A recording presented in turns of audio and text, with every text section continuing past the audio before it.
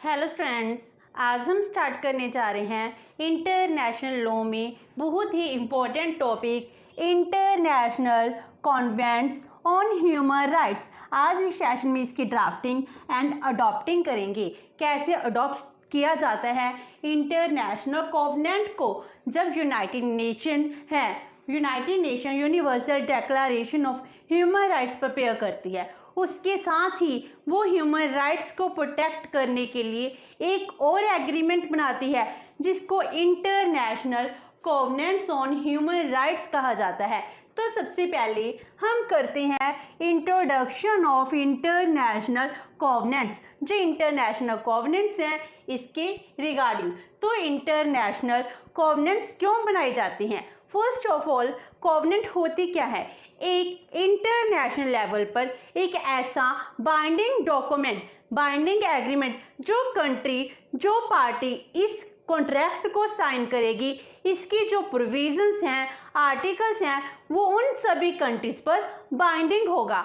जैसे हम universal declaration of human rights की बात करते हैं, जब इसको अडॉप्ट किया जाता है तो इसकी नेचर कैसी थी? जे बाइंडिंग नेचर का नहीं था, not a legally binding on the states, meaning इसमें मॉरल राइट्स से जिसको स्टेट की अपनी मर्जी पर, विलिंगनेस पर छोड़ दिया जाता है कि ह्यूमन के राइट्स को प्रोटेक्ट करने के लिए जो 30 आर्टिकल्स हैं, आपको अपने कंट्री में अपनी सिचुएशन के अकॉर्डिंग ह्यूमंस को जो राइट्स देने हैं, लेकिन उन पर कोई भी लीगली बाइंडिंग नहीं था कि इन आर्टिकल्स को आपको अडॉप्ट करना है या नहीं करना है। तो इसमें नेशन की विलिंगनेस थी।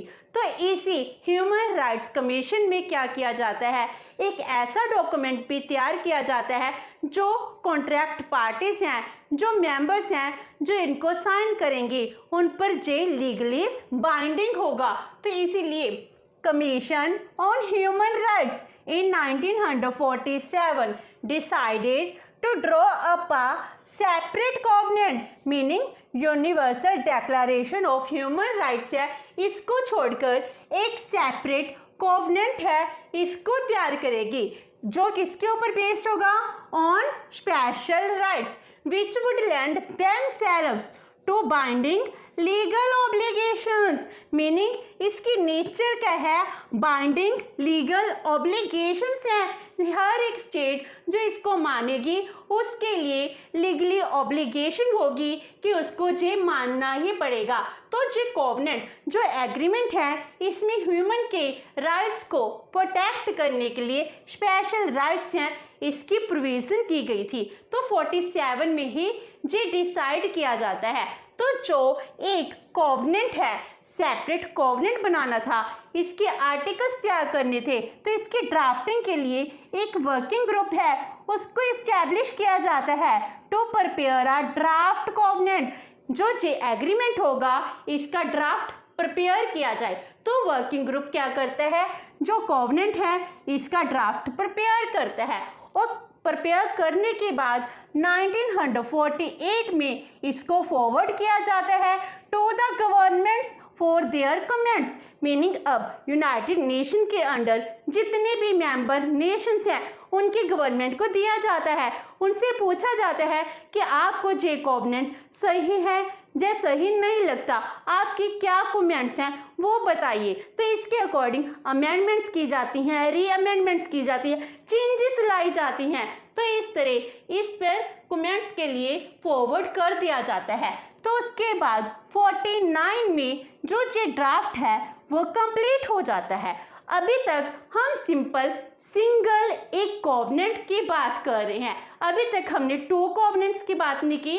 49 तक भी जे एक सिंगल ड्राफ्ट कोवेनेंट है वो कंप्लीट हो जाता है, और उसके बाद 1950 में इसको प्रेजेंट किया जाता है to the economic and social council of United nation.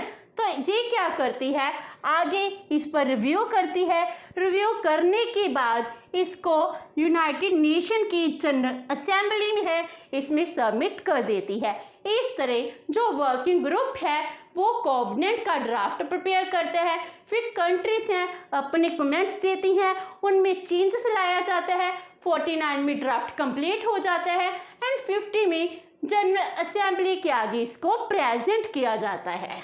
अब जब जनरल असेंबली में इसको इंट्रोड्यूस किया जाता है, उसके बाद जो 2 कोवेनेंट्स हैं उसके लिए कैसे ड्राफ्ट है वो प्रिपेयर होता है। इसमें हमने 1 कोवेनेंट है इसकी बात की थी, अभी तक एक कोवेनेंट ही तैयार किया था। अब हम 2 कोवेनेंट्स की बात करते हैं। तो 1950 में जब इसको जनरल असेंबली के पास प्रेजेंट किया जाता है तो general assembly recommended the inclusion of economic, social and cultural rights. तो पहले कौन थे? स्पेसिफिक राइट्स थे।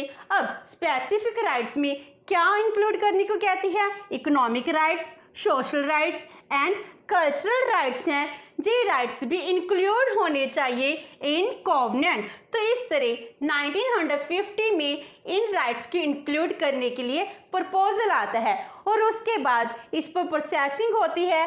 51 में proceeds to draft the articles, meaning जो economic, social and cultural rights हैं, जो इसके रिगार्डिंग आर्टिकल्स थे वो आर्टिकल्स प्रिपेयर किए जाते हैं। तो वो ड्राफ्ट है वो तैयार हो गया। अब हमारा एक ड्राफ्ट तैयार हो जाता है जिसमें स्पेसिफिक राइट्स हैं, economic, social and cultural rights, सब राइट्स को इंक्लूड किया गया। लेकिन जब इसको गवर्नमेंट के पास जो नेशंस हैं उनसे पूछा जाता है, उनके कमेंट्स के बारे में पूछा जाता है, तो बहुत सारी कंट्रीज हैं ऑब्जेक्शंस क्रिएट करती हैं।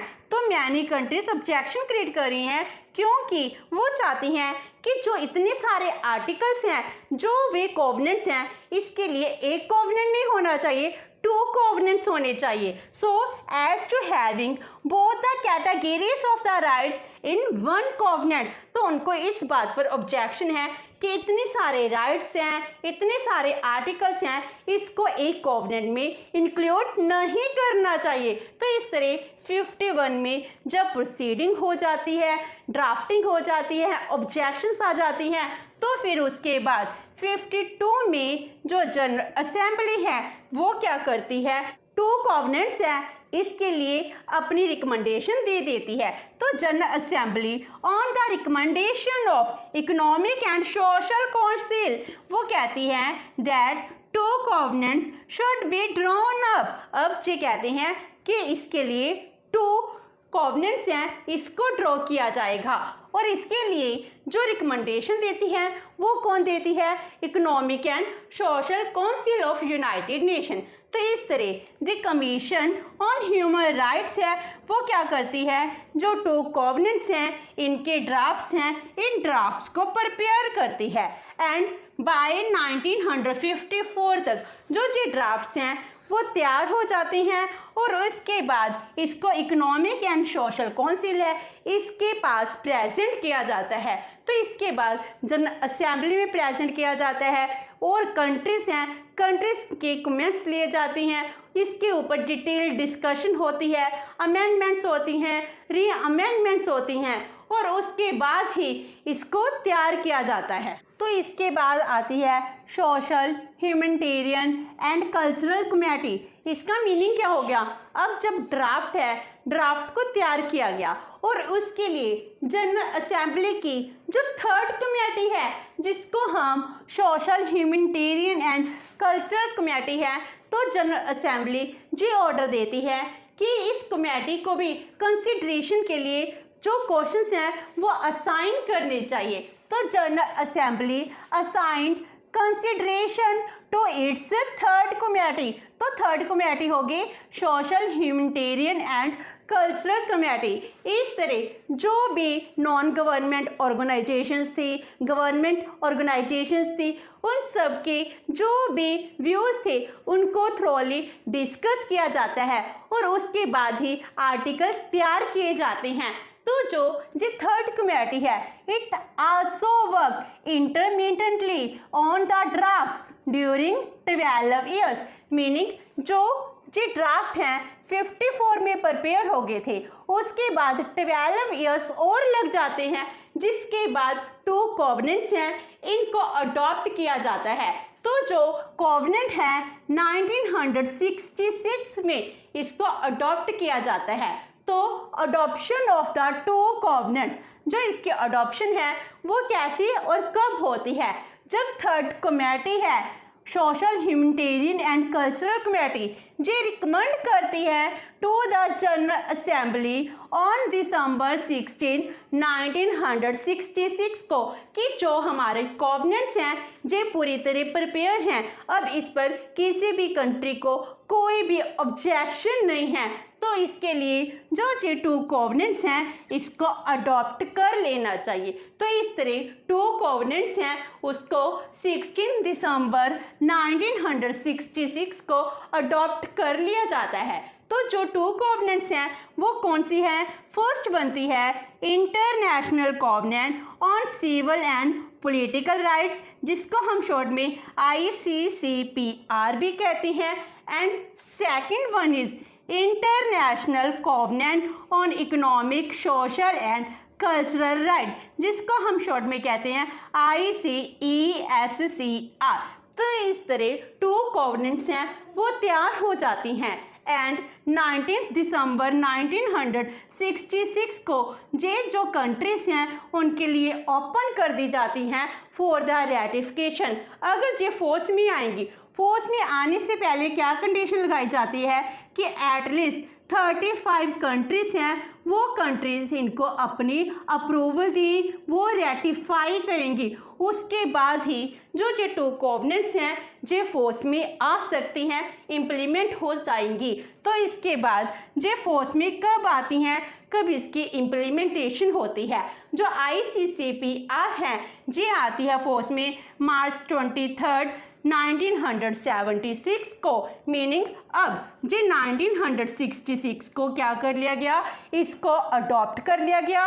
लेकिन जब इसको इम्प्लीमेंट किया जाता है, इम्प्लीमेंट के बाद भी 10 इयर्स लग जाते हैं। तो 10 इयर्स के बाद ही क्या होती है, इसको फोर्स में लाया जाता है। मार्च 23 1976 को इसको अडॉप्ट कर लिया जाता है, फोर्स में आ जाती है, इम्प्लीमेंटेशन हो जाती है, जिसको हम first generation of human rights भी कहते हैं। एंड जो सेकंड इंटरनेशनल कॉवेनेंट से जिसको जैन 3 1976 है, इसको फोर्स में लाया जाता है, इस दिन से इम्प्लीमेंट होती है, जिसको हम second generation of human rights कहते हैं।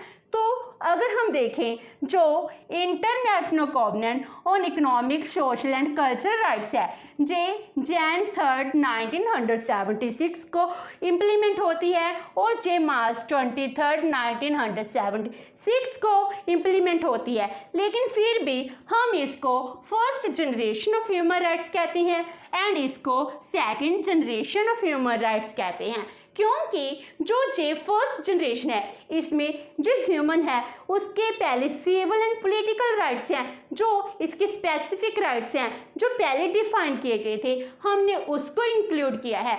और उसके बाद जनरल असेंबली जब बाद में रिकमेंड करती है, उसके बाद ही हमने economic social and cultural rights हैं इसको इंक्लूड किया है, इसीलिए हम इसको second generation of human rights कहते हैं। तो आज हमने इस सेशन में जो इंटरनेशनल कॉवेनेंट्स ऑन ह्यूमन राइट्स है हमने वो किया। नेक्स्ट सेशन में हम करेंगे इसकी जो फर्स्ट कॉवेनेंट है international covenant on civil and political rights. Hope so कि आपको ये सेशन अच्छा लगा होगा। अगर आपकी कोई क्वेरी है तो post it comment box and video अच्छी लगी तो please like and share with your friends. Thank you so much and have a nice day.